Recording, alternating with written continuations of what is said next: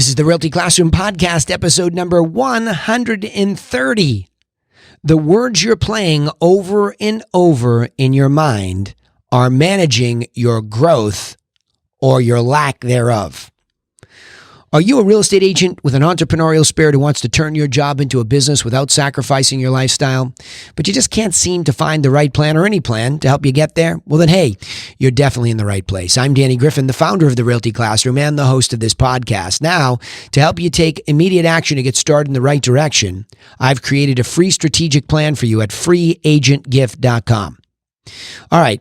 Now, in this episode, tough title, I know it was a long one, but I have to get the concept out there. The words you're playing over and over in your mind are managing the growth of your business or the lack thereof. And like I say, I always love to share transparently with you all of the insights that I glean, the major insights, not the micro insights, but the macro insights that I glean each week from having the benefit of coaching one-on-one and then in a group setting 3 to 5 times a week. It's a lot of back and forth with some wonderful minds in real estate with top producers who are trying to move themselves from just production to leveraging their own business and then creating a sense of agency beyond that. I'm not necessarily saying their own agency, but really not just a team. I can't stand that. I really want them to create these businesses that have their own book of business, and then they have this agency where by what they're learning to do in a leverage way, they can share with even a brand new agent. It's exactly what my brokerage, the Griffin Realty Group, is trying to achieve. And it took a lot of redo to try to get that right this time. And we're making some progress. So along the way, I see the dilemma or the challenge that each of these folks faces, and I feel it myself. And we try to push through that. So the body of work is to try to really not be the problem ourselves. There are plenty of problems that happen, the variables inside our business, outside. We have to deal with those all the time. Major change. I mean, the recession in the digital age, wow, that was a doozy. Talk about a perfect storm. But thank goodness it came because it forced me to think through the whole business again, start all over again to a large extent and reorganize it. And I have the best business I've ever had because it's simpler. It's easy to understand. The consumer can understand it better. So you see, a lot of this has to do with patience too. But it definitely has to do with the words that are playing over and over in my mind and yours and all of my members, right? So that's the first point here. Our business is a reflection of what we tell ourselves. So again, always, I highly recommend it all the time. I guess it really changed my perspective on how I see a lot of things. But Maxwell Maltz was a plastic surgeon in the 1900s in New York City. And he wrote a great book called Cybernetics. And really loosely translated, it's mind steering systems. That's what cybernetics really stands for. It's steering system. That's what it means it's a Greek-based word, and that's what it means. And obviously, psycho, we can think of our mind. So mind steering systems. That's what happens. So when you look at a business or your own business, your own book of business, and even if you're brand new to this business for the first time, you're an independent contractor, that's my audience here. If you're an employee, that's probably, you can learn something here. But this is really for the independent contractor who's trying to build a book of business, even if it's part-time. Your mom out there and you have all these kids at home, like I say all these kids because I have 5 of them. I know what that's like. And you still want this thing for yourself because Griffin Realty Group, my brokerage, has a bunch of moms. And they're fabulous women. And I love that challenge of helping them try to become something in addition to family so they have that thing for themselves. So that business, before they even get into it, is going to be affected by the stories that they tell themselves. I have some gals that even struggle to get through the test because they're telling themselves that they're not a student and they can't get through and they haven't been to school. And by the time they get that story going, the self-image is so clouded, they can't even get through step number 1. And a would-be success is talked out of it immediately in their own mind. The logic of the moment is if we can survive in this world and we don't know what we don't know about real estate, you can sit down and you can get private coaching and tutoring if you need it just to get through the test. Then you need to go to a brokerage that has a plan. for you. And if there isn't one, then you need to set out getting your own. That's why I do this podcast. I don't need you to come join me in some formal capacity. If I can give back to the very industry that's been wonderful to me and allowed me to be of service, then there you go. But I do have to warn you that even if I give you the blueprint, which, by the way, I've given to many people, give the blueprint, it's just lost on them. It's almost like they can't even see it. Want to test yourself? Go over to freeagentgift.com, download the one-page infographic and look at it, and just be conscious of what your mind does. If it looks at it and it shuts down and you get this wide-eyed glazed look, right? That's because your self-image is telling you, shut down, shut down, shut down. Too many calories, shut down, shut down. That's what's happening. See, so your ability to move forward in anything, but especially this business, is a reflection of what you're saying in that moment. Well, how do you know what you're saying if you don't become conscious of it? See, a lot of the tapes that we have, if not the majority of them, play over and over at a subconscious level. And the subconscious is so wildly powerful. How do you think you drive down the street in a daze and not run anybody over or run into anything? Because your subconscious is running the entire process. We're so pre-programmed by all of this stuff, good and bad. So the act of trying to be conscious about it as it relates to your business is a critical first step. In fact, I'm never going to onboard a private client again without being very clear about that, because I tend to just go to work at it. I take an inventory of what's happening in their business. I can listen to them for 30 seconds and I could diagnose after all these thousands of hours of listening and coaching. I can see immediately where they are their own problem. Now, you can't come through the door and say, you're the problem. Welcome to the club. Right? Nobody would join. So that's the idea, though, is that is the body of work that will be there. And why? I mean, there's a lot of tactical stuff. We have a seller plan. We have a buyer plan. We have scripting. We have mind maps galore that lay out step by step social media. My gosh, instead of all the noise and chasing all that, we came up with a perfectly detailed philosophy for social media and how it could benefit us in a simple way, not a complex way. So there is a lot. But the way that person is about to experience that in an animalistic brain way, especially the ones that come to me. I mean, people come to me exhausted. They've had enough. They've been trying to sell more and more and more and more and without leverage, without understanding, without systems. And they wash ashore to me all beaten up. And even then, it's like tough to get them to slow down because they're addicted to the speed of chasing the lead so that the alligators stop licking their ankles. And then by alligators, I mean expenses, problems, challenges. So we have to just become conscious. That's the first point. Second point here, you will repeat a core belief that keeps you in your comfort zone. This is really fascinating. I've been listening to a couple of audiobooks, and one of them really struck me about this comfort zone. And I just did a podcast about conservatism in the last episode. You want to go back and listen to conservatism. It builds into this episode here, right? This concept of the comfort zone comes from a conservative behavior of the animal brain. In other words, we might be willing and we might have all of this vigor to get after something in the beginning. Oh, I can't wait to be in this business. And we learn, and we accelerate it. And all of a sudden we're doing, a couple deals a month. And oh my gosh, it's so exciting. And we shut down. We start building the fence up around that. We don't even know how we got there in the first place.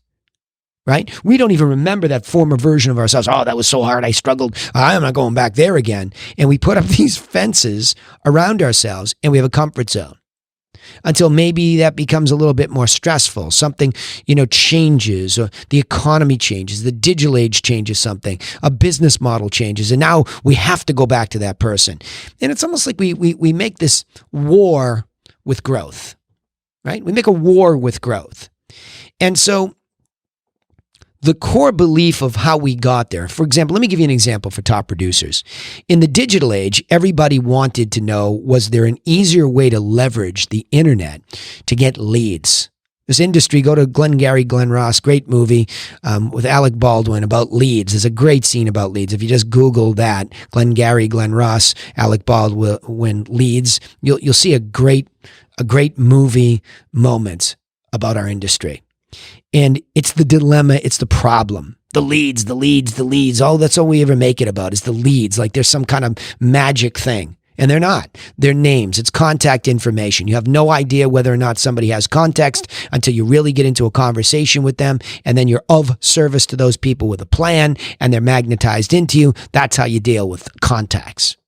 And you can find out if they really are a lead who will become a prospect, meaning somebody that leans into you. And they allow you to serve them further for free so that you can build more relationships so they become a client. It's pretty simple, right? But the belief system for top producers is, oh, no, I've got to have leads. So much so that I saw and still see top producers with 3 different lead generation platforms that all do the same thing and they don't even realize it. Oh, this company's so much better than that one. What? What are you talking about? Maybe because one runs an ad that has verbiage that's better than the next, but I'll guarantee as competitors, they're all converging on saying the same thing. Their platforms all pull up the same property, maybe give a little different experience. Their lead capture forms are maybe slightly different, but really all in all, they're all inside this fence. And so you're so comfortable in that fence that you've got 3 of these platforms doing the same thing. And now you're diminutizing the amount of money, time, and effort you spend on who's calling these people, what they're saying, what the long-term focus is, because you just keep skimming cream and you got comfortable and you think that's a business model.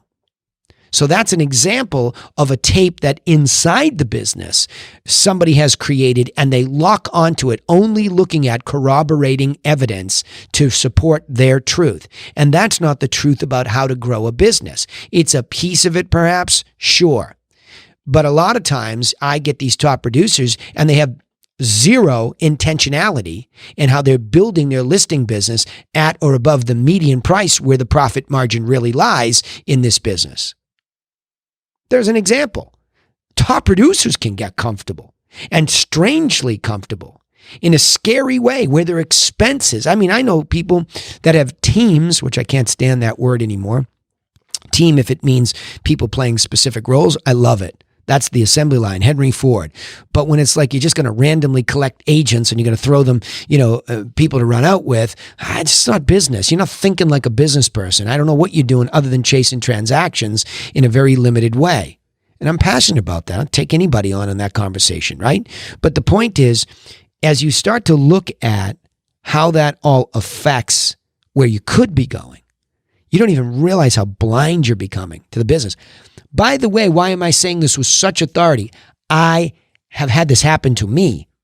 I have experiences. I am one of those people.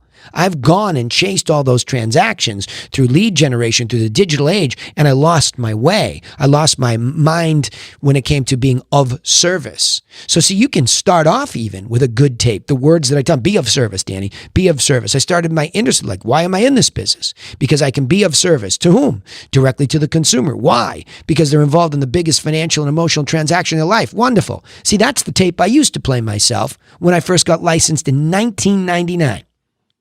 That's why I fell in love with this business, to be of service. And I killed it being of service.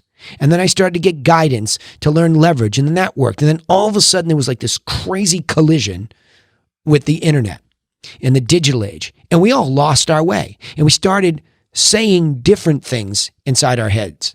Our tapes got, reworked in a negative way. And we lost our way. A lot of top producers out there did. So heed the warning. The basic and core way that you look at things should be more like a scientist. So that's the next point here. Okay?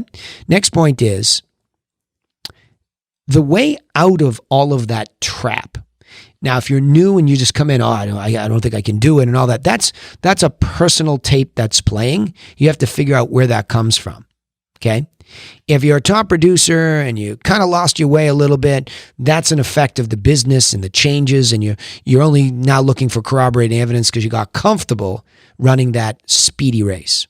So whatever your starting point is, doesn't matter. The way out and up to a better place is to stay scientific and not emotional. I'm really obsessed again with this concept of emotional intelligence. It is really difficult for me. I'm a passionate guy. If you listen to this podcast, you can hear it all the time. I get fired up and I sound like I'm very closed-minded sometimes. And I'm not. I'm just passionate. But I have to check myself in that emotional moment to say, am I being scientific when I talk to you in this podcast? And what it means to be scientific is to consider cause and effect, okay?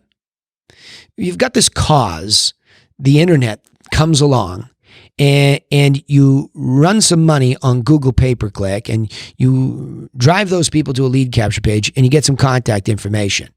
It's very black and white, okay?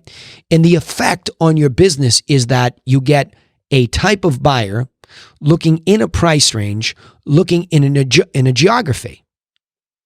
So I did these things to cause this effect on my business. And when I look at that effect, I ask myself against now the truth and the logic of the business. See, the truth and the logic of the business, it's driven by listings. If I want to have a great business someday in real estate, you say to yourself, I need to understand the listing side of the business, because without the multiple listing service marketplace and without listings going in there all the time, there's no organization, there's no business, like Wall Street in the Wild West days when people were out in the curb trading stock certificates, right? Until it became organized into, especially now, digitized. So it's no different for real estate. It's an organized marketplace. And the way that it works is listings first. We don't inventory buyers inside the multiple listing service. We inventory sellers and their homes and their properties. That's what we do. So that's the truth about the business. So doesn't it stand to reason that any agent who can understand how to acquire listings is in a pretty good spot? You know, we have all these weird quips in our industry. You got to list to last. Well, maybe that's the way chunked up version. I don't like it because it's kind of I don't know what it does. I don't know if it draws you in to understand it more as it's more than a quip.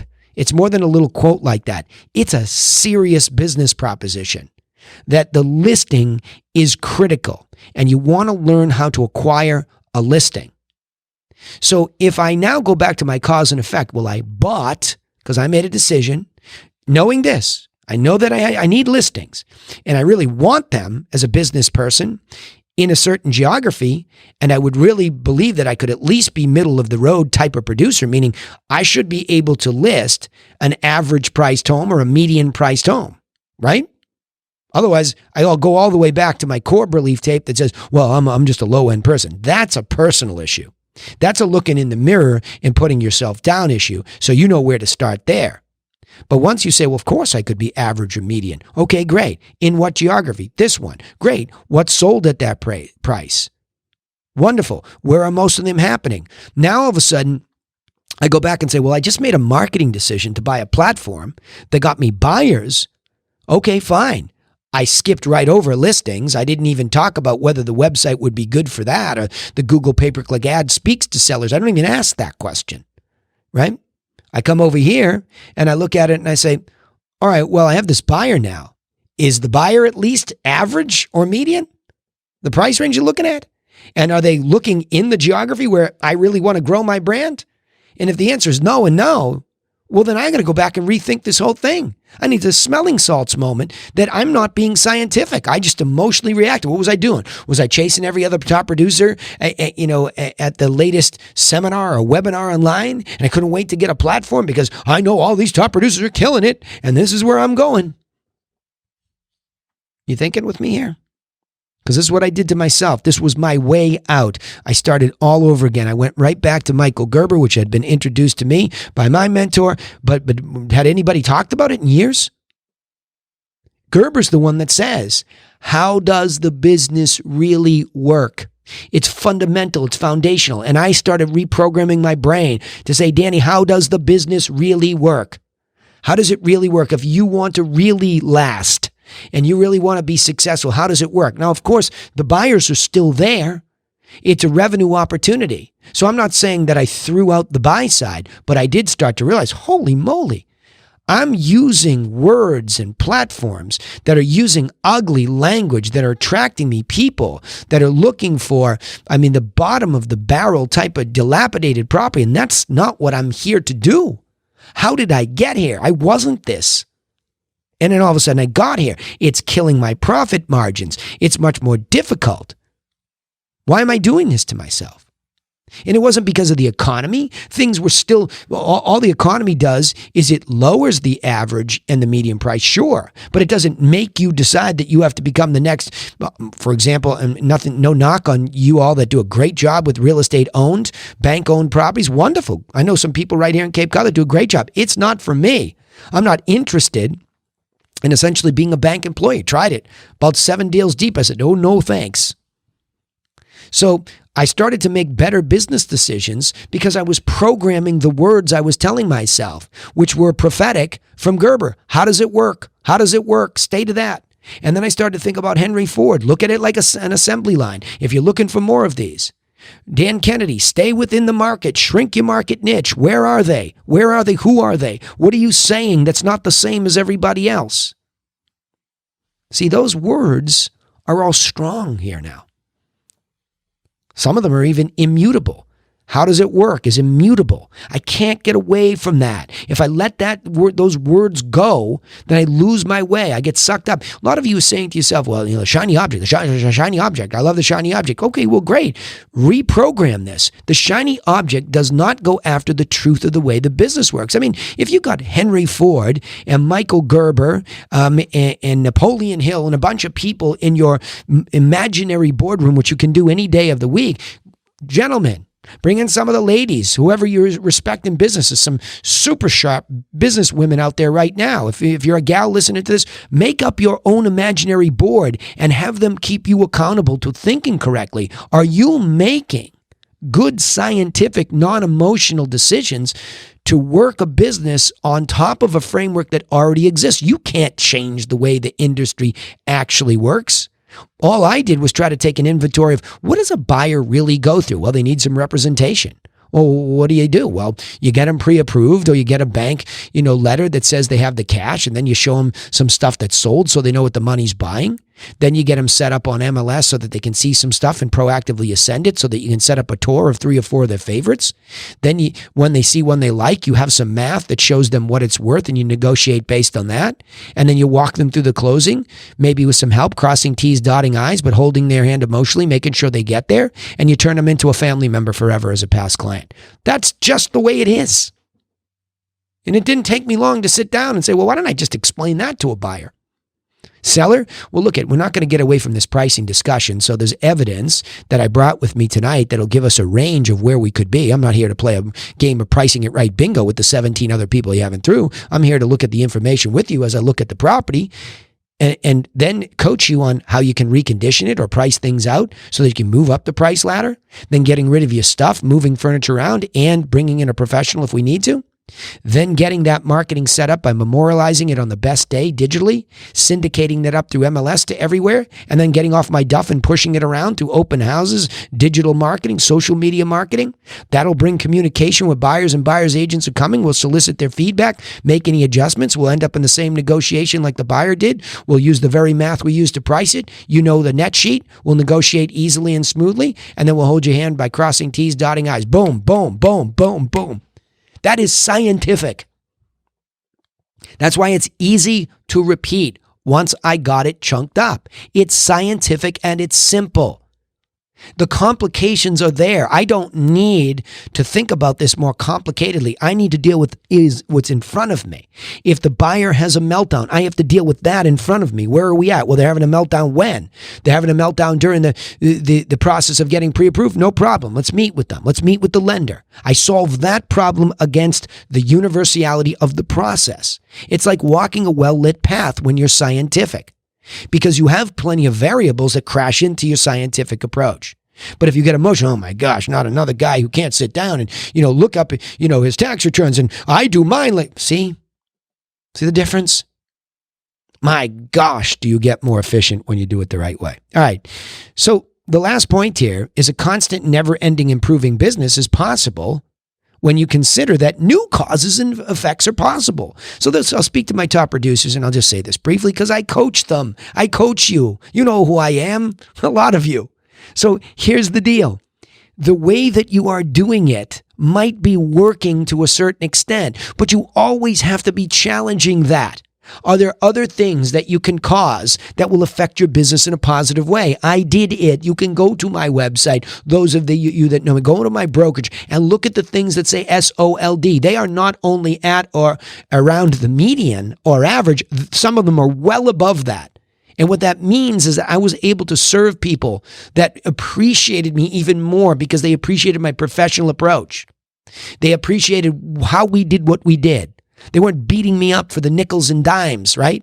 I wasn't down in the gutter with my business. I was up where I could be respected and I could be of service to people who appreciated me. I'm not saying they were all easy, but it was better because I considered a different cause and effect. If I could cause myself by going out scientifically and trying to contact sellers where I knew where they were, I knew how much they were worth, say the right thing, be of service, I could attract some. And it worked because I considered other causes and effect.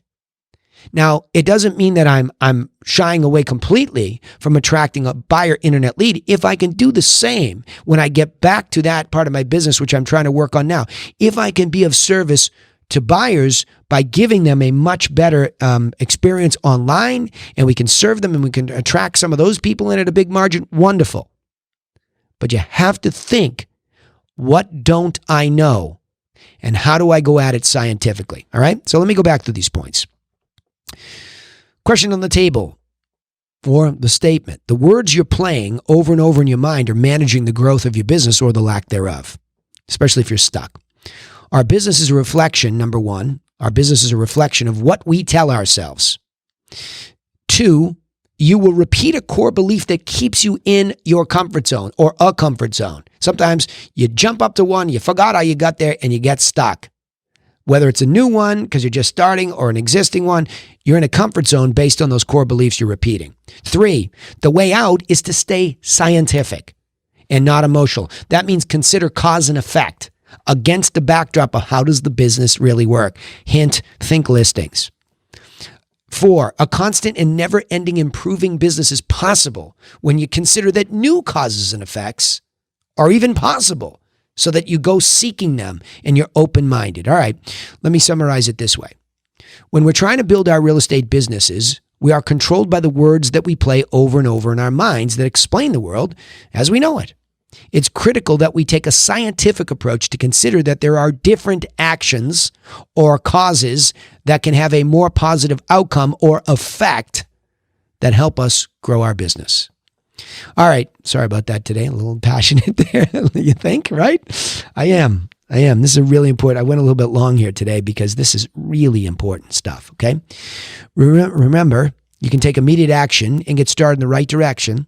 Okay. Seeing new causes and effect by simply getting up above this business. Get out of the micro of the moment you're in. Get a copy of our free strategic plan that's waiting for you over at freeagentgift.com. Again, if you do nothing else over there, download the infographic, put it up where you work, and you'll consider things strategically. Also, don't forget, you can subscribe to this podcast on iTunes, Spotify, or wherever you listen. We also broadcast our live sales training calls. If you want to see us working on the scripting and how we talk to consumers, it's kind of cool because we have some recordings there that we go through. Facebook, YouTube, every Friday, 1 o'clock. So remember, turn on your page and channel notifications for the Realty Classroom, and you won't miss the reminders. Would also appreciate it if you would comment on our posts so we know what you're thinking. And I'll be happy to cover some of those subjects. Now, remember, I do appreciate you listening, but key point here, nobody's coming for you. So go get to work on your own business, and I will see you in the next episode to help you do just that. Thanks for listening.